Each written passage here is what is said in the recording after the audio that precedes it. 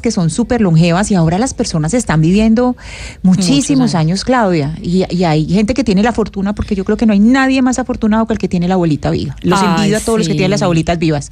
No saben la envidia que me dan. Pues precisamente por estas particularidades que tiene Colombia es que en Colombia se está haciendo un estudio sobre centenarios, es decir, sobre personas que tienen más de 100 años, y por eso hemos invitado a uno de los doctores que pues sabe en qué va este estudio, que ha estado muy involucrado en lo que es el envejecimiento de la población colombiana. Doctor Juan Manuel Anaya, director del Centro de Investigación e Innovación de Cosalud EPS, investigador principal del proyecto Centenarios y miembro de la Academia Nacional de Medicina. Qué dicha tenerlo en Mañanas Blue. Muy buenos días, Claudia, y muy buenos días para todos ustedes, en particular para mi gran amiga Ana Cristina. Un buen día para todos. Muchas gracias. Bueno, ¿qué nos puede contar de ese estudio? Yo hace unos días estaba diciendo que muy probablemente lo que ese estudio va a arrojar es que en Colombia tenemos una zona azul, es decir, seríamos la sexta zona, usted me corrige si estoy equivocada, del mundo en que tenemos una región del país donde hay unas condiciones idóneas para que la gente viva muchísimo, para que la gente sea muy longeva. Hay una zona, creo que es Okinawa en Japón, bueno, ya no tengo la lista aquí a la mano, pero la decía hace unos días, y en Colombia tendríamos una zona de estas. ¿Sí va para allá el estudio o no? Bueno, el estudio es un estudio que iniciamos desde Cosalud EPS, y para llevarlo a cabo creamos una alianza que se llama Alianza Centenarios, y esa alianza está compuesta por investigadores de la Universidad Javeriana, de la Universidad EIA, de Medellín, y otros colegas de la Clínica de la Costa en Barranquilla. Esta es la Alianza Centenarios. Yo les ofrezco excusas por el ruido, pero estoy en este momento en la clínica, de tal manera que excusas por el ruido. Eso le iba a decir, solo que nos hable un poquito más fuerte y ya, pero entendemos que usted está trabajando. Con mucho gusto. Y lo primero que hicimos fue analizar la cohorte de centenarios de los afiliados de Cosalud, que corresponden a 2.964 personas mayores de 100 años. Esas personas nos informaron, los análisis tienen una salud adecuada, lo que se llama el fenotipo sano de los centenarios, en cerca del 90%, a pesar de que no evaluamos algunas comorbilidades como salud mental, que lo estamos haciendo actualmente. Y a partir de esa cohorte de 2.964 centenarios afiliados a Cosalud, iniciamos un estudio prospectivo para investigar personalmente a los centenarios, y los estamos atendiendo tanto en Sucre como en Bolívar, en Atlántico, posteriormente en Valle del Cauca, en Antioquia y en Cundinamarca principalmente. Y efectivamente lo que hemos observado es que hay una prevalencia aumentada en dos zonas de Cosalud. Eso lo tenemos que corroborar con el DANE, por supuesto, que están en Sucre y en Bolívar, donde la prevalencia de centenarios oscilaría entre 70 y 90 por 10.000 habitantes, que es una prevalencia más alta de lo que se esperaría usualmente. Y en ese sentido podría corresponder a una o a dos zonas azules en el país. Esto, como lo digo, debo contrastarlo con los datos del DANE, en particular con el doctor Sebastián Ruiz, el jefe de demografía. Doctor Anaya, y me llama la atención que usted dice que son zonas de Sucre y Bolívar, porque específicamente en Sucre, pues este es un departamento donde hay unas regiones o subregiones de mucha pobreza, y si uno piensa en lo que son las otras 5 zonas, o lo que son las 5 zonas azules del mundo, no corresponden tanto a zonas con niveles de pobreza tan marcados. ¿Qué es entonces lo que indicaría o cuáles serían las características de estas zonas que hacen que las personas vivan más, a pesar de que en unos lados son zonas de pobreza y en otros lados son zonas pues de no pobreza o de riqueza?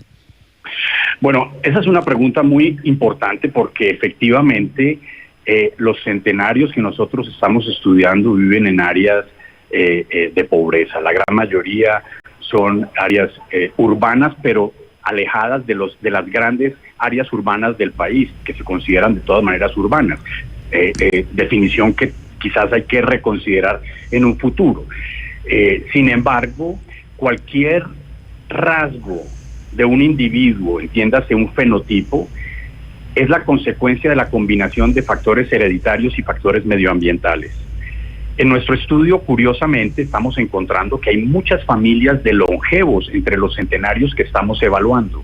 Luego, independientemente de los factores medioambientales que han sido tan importantes y han sido estudiados en las otras zonas azules del mundo, pareciera que en Colombia el peso de la herencia es quizás igual o un poco más importante de lo que es el medio ambiente.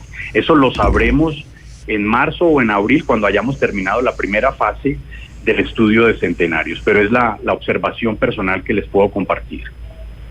Doctora Anaya, en esta alianza de centenarios, por ahora, ¿a qué hallazgos han llegado? Usted nos habla de factores hereditarios y medioambientales. Hallazgos, le quiero preguntar en términos primero de alimentación y estilo de vida, y ese estilo de vida muy relacionado con el factor humano, las relaciones sociales, vínculos con la familia, con amigos. Bueno, Ana Cristina, gracias por la pregunta. Todavía no podría responder de manera rigurosa esa pregunta porque no hemos terminado el interrogatorio de los primeros 100 centenarios, que es la primera fase del estudio. Pero por lo que sabemos de otras zonas azules y de otros estudios de centenarios, son personas que curiosamente cuando llegan a centenarios llevan una vida muy tranquila, pero cuando se les interroga por lo que hicieron en los 60 o en los 50, como decía un colega de ustedes ahora, tenían sus parrandas, tomaban licor como lo hacen todas las personas jóvenes, etcétera. De hecho, nosotros tenemos centenarios que nos dicen que su primer trago del día es a las 8 de la mañana y el último es a las 5 y lo han hecho toda la vida. Pero me parece todavía prematuro poder responderte esta pregunta sin haber hecho un análisis riguroso de nuestros datos, que espero los podamos presentar el 25 de abril en un foro que vamos a hacer en la Academia Nacional de Medicina, al que los invito, por supuesto. Justamente hacia allá iba mi pregunta, un poco adelantando lo que decía Ana Cristina, porque hay un mito sobre los reyes del rock, ¿no? Desde Mick Jagger, Keith Richards, que los señores pasan los años y aguantan. La pregunta ¿es un tema de genotipo poder aguantar hasta tan alta edad drogas, alcohol, excesos? Pues, si me lo pregunta, yo le respondería que muy probablemente sí. Muy probablemente sí. No somos nuestra edad, somos nuestra energía, y para consuelo de los que comentaban antes de la entrevista, el problema de la longevidad está en los jóvenes, no en el longevo, que generalmente se siente muy bien si está en buenas condiciones de salud. De tal manera que sí, yo creo que el componente genético es muy importante. Sin embargo, debo comentarles que la heredabilidad, es decir, qué tanto el componente genético influye sobre un rasgo, en este caso longevidad, pareciera que fuera alrededor del 30%, lo que es muy bajito.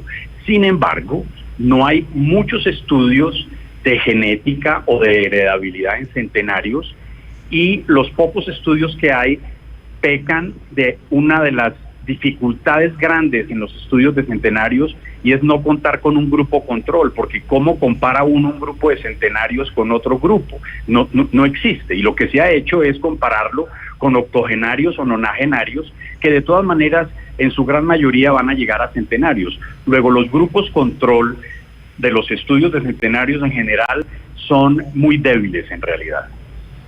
Pero la parte genética creo que es importante. Doctora Anaya, en ese sentido, pues este estudio que ustedes están diciendo, pues obviamente tiene una finalidad médica, pero esto que ustedes están estudiando, ¿cómo podría incidir en políticas públicas? ¿O cuál finalmente es el propósito que tienen ustedes con este estudio tan grande? Bueno, en ciencia hay dos posibilidades de aproximar una pregunta. La primera es para comprender y la segunda es para descubrir. Nosotros estamos en una fase de comprensión, de entender qué caracteriza a los centenarios y de evaluar por qué llegan a ser centenarios. cierto. Escogimos los centenarios porque es el fenotipo extremo de la longevidad. Hubiéramos podido estudiar los octogenarios o nonagenarios, pero decidimos específicamente estudiar esa población reducida de centenarios que nos va a permitir aplicar los resultados a la población adulta en general, entiéndase octogenarios y nonagenarios. Por supuesto que los resultados nuestros van a ser difundidos. De hecho, nuestro primer trabajo muy probablemente será publicado en el mes de febrero de este año, y transmitiremos a las entidades competentes, el Ministerio de Salud, el Instituto Nacional de Salud y el Instituto de Evaluación Tecnológica en Salud, nuestros resultados para la política pública que se pueda mejorar con respecto a las personas de edad, que de hecho existen algunos decretos y algunas normas para el cuidado de los longevos. De tal manera que en función de los resultados haremos las sugerencias pertinentes. Doctora Anaya, déjeme hacerle una pregunta más sobre esto, la aplicabilidad del informe que ustedes van a presentar, mientras conectamos a dos de estos centenarios que hacen parte del estudio del que usted nos ha estado hablando. En un momento vamos a hablar con la señora Antolina Fonseca, que tiene 105 años, y con el señor Luis Segrera, que tiene 100 años. Ambos están en Cartagena y pues han tenido la generosidad y me parece a mí muy emocionante pues poder tener en los micrófonos a estas dos personas de más de 100 años. Pero sobre la aplicabilidad del estudio que están haciendo, doctora Anaya, quisiera preguntarle, ¿usted cree que vamos a vernos como país de pronto en la necesidad de decir que hay que aumentar la edad para categorizar a una persona como mayor de edad? Actualmente las personas mayores de 60 son ya un grupo etario al que se le llama mayores de edad, pero entendiendo que en Colombia estamos, digamos, hay una población de mayor de 60 años que cada vez es mayor, y que tenemos de pronto estas dos zonas azules y que además tenemos ejemplos de personas de más de 100 años que tienen buenas condiciones de salud, tendríamos que correr ese número, de decir, mayoría de edad, un mayor de edad no es a los 60, sino, qué sé yo, a los 70, a los 65. Completamente de acuerdo, Claudia, y me parece muy acertada esta observación, porque en lo personal, y luego de estar dedicado todo este año al estudio de longevidad y ver centenarios, creo que la cifra de 60 años es muy temprana para hablar de longevidad. Sin embargo, es la cifra que todavía el DANE utiliza. Yo haré mi mejor esfuerzo para que esa cifra comience a partir de los 80 años. De hecho, cuando hacemos análisis, y va a estar en nuestro artículo que se publicará muy probablemente en febrero, observamos cómo las diferencias que hay entre 60, 70, 80 años entre esos grupos etarios es muy significativa. De tal manera que estoy de acuerdo en que esa cifra o ese límite de edad a partir del cual se habla de longevos debe aumentarse por lo menos a los 70, por no decir a los 80 años. Muy de acuerdo, sí señora. Ahora, yo quisiera hacerle una pregunta tomando en cuenta lo que uno busca, ¿no? Que es extender su periodo de vida o su estadía aquí en tierra físicamente. Usted dice que el ser humano debe empezar a cuidarse, entre comillas, y alejarse de los excesos o reducirlos. ¿A partir de qué edad? Porque hay quienes dicen, oiga, a partir de los 40 uno empieza a hacer la cuenta regresiva. Perdón. ¿Usted cree que...? Dígame. Yo creo que yo no he dicho eso. No, le estoy haciendo la pregunta. Ya. O sea, mi pregunta es, ¿a partir de qué edad cree usted que nosotros debemos... ¿Aló? Doctora Anaya, creo que se le cayó el internet a Gonzalo, doctora Anaya, pero quedó planteada la idea, es decir, para uno buscar una mayor longevidad, ¿a partir de qué edad debería como frenarle a los excesos? Yo soy incapaz de responder esa pregunta. Yo lo que creo es que cada cual hace lo mejor que puede hasta cuando descubre que lo pudo haber hecho mejor. Hay dos tipos de edades. Una es la edad cronológica, es decir, cuántos años tiene usted en función de su cédula de ciudadanía, y otra es la edad biológica, que es un tema fascinante, porque ustedes lo mencionaron antes de la entrevista, y hay personas que teniendo 100 años pueden tener una edad biológica de 80, como hay personas que tienen 35 años y pueden tener una edad biológica de 50 años. esa edad biológica se puede estudiar con medidas de laboratorio y datos de cada individuo, por ejemplo, la superficie corporal unida a la albúmina, la ferritina, marcadores de inflamación como la proteína C reactiva. Nosotros lo estamos haciendo, vamos a ver si somos capaces de hacer un algoritmo de cálculo de edad biológica en Colombia. En abril les podré contar si fuimos capaces o no.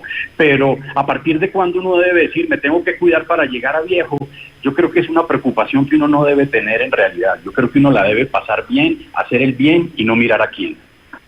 Bueno, pues eso está, ya nos metimos en el terreno filosófico y se lo agradezco porque buena parte de lo que se considera envejecimiento pues tiene que ver es con la mente y no con el cuerpo. Pero mire, le había dicho que tenemos a 2 de sus centenarios acá, así que le pido que nos acompañe para que también usted pueda oír lo que nos dice don Luis Segrera, que tiene 100 años exacticos y nos acompaña en Cartagena, desde Cartagena.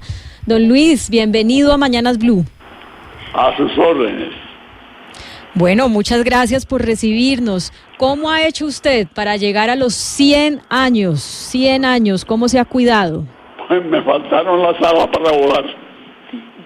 ¿Cómo te has cuidado?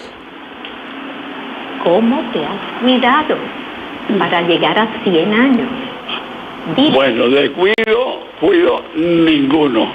Normal todo.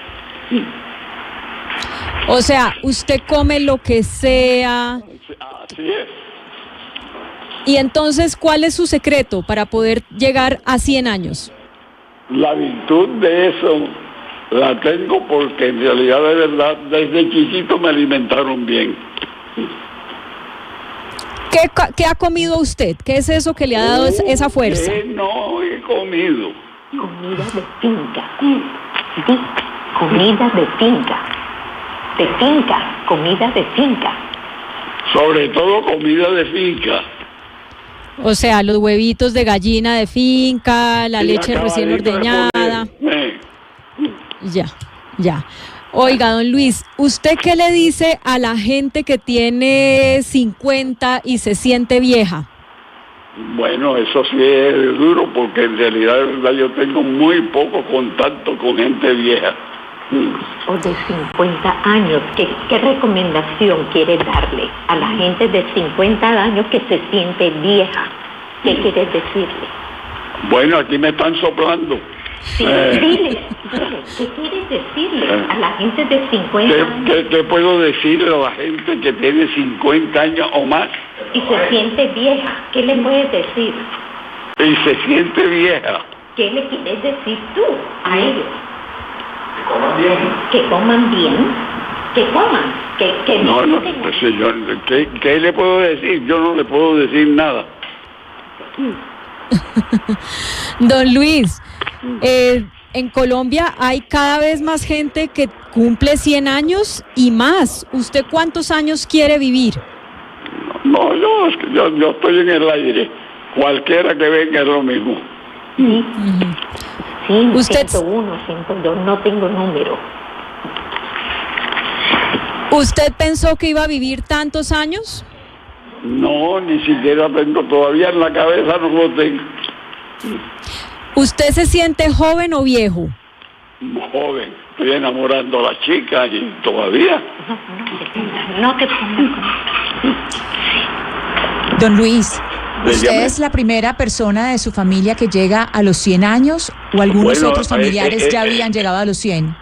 No, que yo conozca y que esté, no, es la primera persona.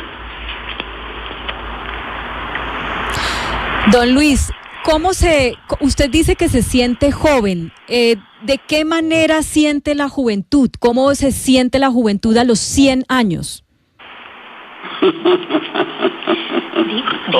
Disfrutando todos los días. Disfrutando los días. Estoy tratando de disfrutar lo que me quede. El resto que me quede. Pero además Claudia nos dice que sigue conquistando a las chicas. Cuéntenos cómo es eso, don Luis. ¿Cómo hace para seguirlas conquistando? Todavía hay muchas maneras. Un buen regalo, sobre todo económico. Ay, papi, no. Bueno, es que él tiene una cuidadora al lado y la cuidadora pues lo cuida en todo sentido, no solamente pues para que él tenga su comida y demás, sino que le está diciendo también, nos está ayudando con esta entrevista que obviamente pues tiene una logística interesante y ella nos está ayudando a poderlo tener en la línea y a que él pueda entender nuestras preguntas.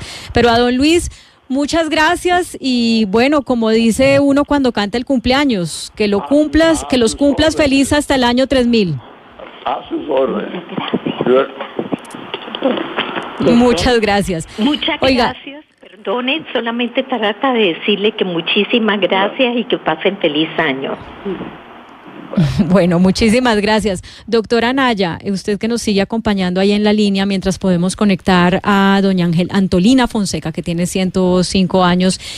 ¿Qué nos puede decir también? Porque ayer justamente estábamos hablando de este tema por un caso muy terrible que ocurrió en Argentina, de cómo una familia, los hijos, que en muchos casos ya para las personas de más de 100 años, pues también son personas mayores de edad, ¿no? De 60, de 70, de 80 años.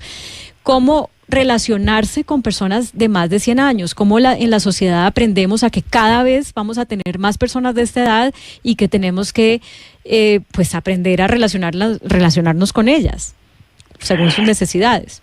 Sí, gracias Claudia por la pregunta. Uno de los temas que nos preocupa mucho en el proyecto Centenarios son los cuidadores. Hemos desarrollado con la doctora Sandra Castelblanco, geriatra, y con el equipo que conformamos de la Alianza Centenarios, una cartilla y un programa de educación para cuidadores. Porque muchas veces los cuidadores no saben qué deben hacer con los centenarios. Coloco un ejemplo. Muchos cuidadores tratan de incapacitar al centenario. Le piden que no se mueva, que no camine por el riesgo de caídas, etcétera, etcétera. Y el centenario se va aislando cada vez más. Cuando si el centenario puede caminar, lo ideal es que camine, que haga ejercicio, que se alimente muy bien. Y muchas veces esos consejos tan sencillos y prácticos los cuidadores los desconocen. De tal manera que vuelvo a la pregunta también importante que me hiciste con respecto a la política pública. Yo creo que una de las informaciones que vamos a poder ofrecer es cómo se encuentran los cuidadores, porque a ellos les vamos a aplicar también un cuestionario para investigar su condición de cuidador y su conocimiento con respecto al centenario y a los longevos. Aquí, longevo mayor de 80 años. De tal manera que creo que el 25 de abril, si todo resulta como lo hemos planeado, vamos a poder ofrecer las respuestas que yo no he podido dar el día de hoy a las preguntas tan importantes que ustedes me han hecho. Pero los cuidadores, sin lugar a dudas, es una parte muy importante de la política pública que se debe implementar para el cuidado de los longevos y de los centenarios en particular. No, pues esperaremos ese informe, doctora Anaya. Una última cosita, porque sé que usted ya tiene que irse, es ¿qué cosas usted ha encontrado en lo que va del estudio a las que lo hayan sorprendido o tal vez a las que no les ve explicación desde lo médico, desde lo científico? Y por supuesto me refiero a lo que tiene que ver con el envejecimiento, la edad, el estado de ánimo, el estado físico de las personas de más de 100 años. Gracias de nuevo por la pregunta. Yo les comentaré dos cosas que me intrigan muchísimo. La primera tiene que ver con mi trabajo personal de inmunólogo, es la inmunosenescencia, es decir, el envejecimiento del sistema inmunológico. Cuando el sistema inmunológico envejece, teóricamente el individuo es más propenso a desarrollar enfermedades autoinmunes y cáncer. Resulta que los centenarios no desarrollan ni cáncer ni enfermedades autoinmunes. Y esa es una incógnita, por lo menos para mí. Espero poder aprender lo suficiente para entender qué es lo que pasa con esta población. Sé que no todos los centenarios son inmunosenescentes. Estamos adelantando un estudio de inmunosenescencia con la Clínica de la Costa en Barranquilla. En abril espero tener resultados preliminares. Y el otro aspecto que me llama mucho la atención es las enfermedades crónicas no transmisibles en las personas longevas.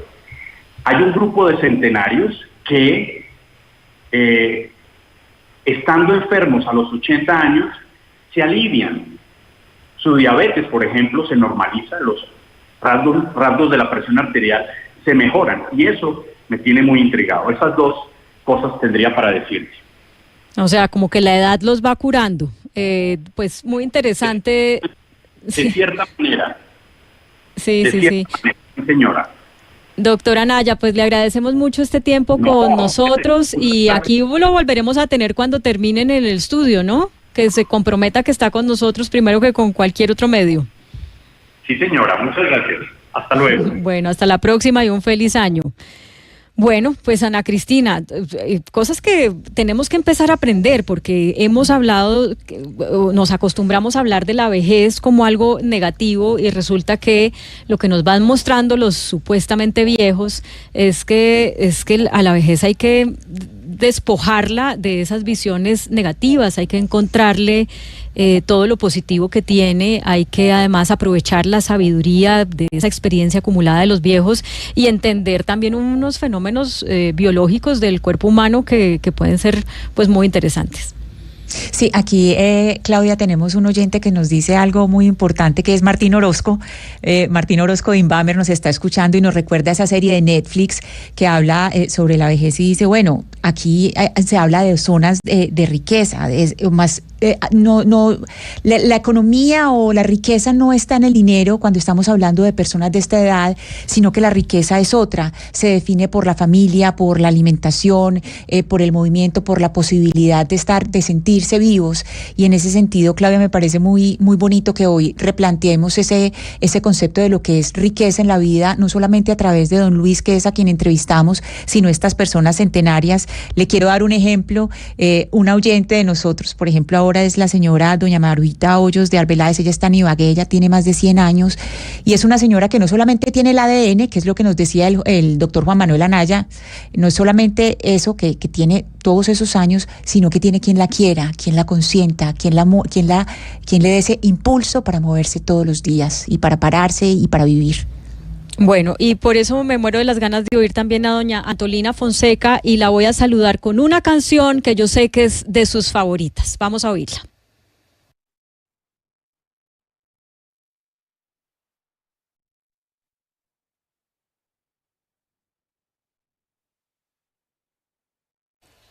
Doña Antolina Fonseca, aquí la saludo con Carmen de Bolívar, a usted allá en la hermosa Cartagena. Bienvenida. ¿Dónde está usted? ¿Dónde se encuentra? Estamos saludándola desde Bogotá, doña Antolina. Sí. Soy Antolina Fonseca de Jaumaní. De Jaumaní. Doña Antolina, ¿cómo ha hecho usted para llegar a vivir 105 años? ¿Cómo se ha cuidado? ¿Que cómo me ha cuidado? Sí, ¿cómo se ha cuidado su salud, su alimentación? Bueno, yo me he alimentado bien y cuando me siento alguna cosa, yo acudo a la medicina que me quite lo que he tenido. Y ahora tengo un dolor en la rodilla que me tiene mal. Uh-huh. Doña Antolina, ¿y usted se siente una mujer joven o una mujer vieja? Bueno, una señora de edad ya, yo no me siento joven porque ya cuando uno llega a esta edad ya uno está los hijos, con los hijos, los nietos y todo. Doña Antolina, 105 años y usted pues la oímos hablar muy bien, pero hay gente mucho más joven que usted que se siente viejita, que tiene 50 o 60 y se siente viejita. ¿Usted qué les dice a esas personas? Yo no me siento tan vieja. Yo me siento todavía una amiguita ya con ganas de vivir. No me siento tan vieja, yo, acabada ni nada. Doña Antolina, cuéntenos usted con quién vive, háblenos de esos nietos, quién la consiente y usted a quién consiente. ¿Cómo? Háblenos de sus nietos, de con quién vive. Yo vivo con una hija. Yo tengo 8 hijos, Juan, 4 varones. Y tengo las hijas mías, la una, el mayor tiene 2 hijos. La que le sigue tiene 3 hijos, son 5. Cuenta. ¿Oyó? ¿Está oyendo? Sí, la estamos oyendo. ¿Y cuántos nietos? La tercera tiene 3 hijos, son 8. ¿Ah? Sí. 8 hijos. Pues doña Antolina, queríamos saludarla, queríamos que usted le diera un mensaje a la gente joven que se siente vieja y por eso le agradecemos. Póngame cuenta, la otra hija tiene 2 hijas y son, ¿cuántos? ¿Ah? Yo ya perdí la cuenta, son muchos nietos para quererla. ¿Cómo? 10 nietos. 10 nietos. Y la otra hija mía, el otro hijo mío tiene 2 hijos y son 12. Y el hijo mío, la otra hija mía, tiene 4. 16. ¿Cuántos son? 16, doña Antolina. 16 nietos. 16 nietos. Pues qué dicha que tenga todos esos nietos para que la consientan, para que la quieran, para que pase un feliz año. Le deseamos un feliz año y gracias por acompañarnos. Sí, señor, bendiciones. ¿Quién me habla ahí? Va a saber quién es. Claudia. ¿Ah? Claudia. Claudia, que Dios la bendiga, la proteja, la ayude y la libre de todo malo. Ay. Dios bendiga. Gracias, doña Antolina. Gracias por esa bendición. La libre de todo peligro malo. Le mando un abrazo muy grande en nombre de todo el equipo que está aquí haciendo el programa de radio a esta hora. Allá en Cartagena, un abrazote. Bueno, bendiciones. Chao. Qué linda, ¿no, Ana Cristina? Usted se imagina, Claudia, en la casa de doña Antolina, un almuerzo. Eso debe ser gente por todos lados.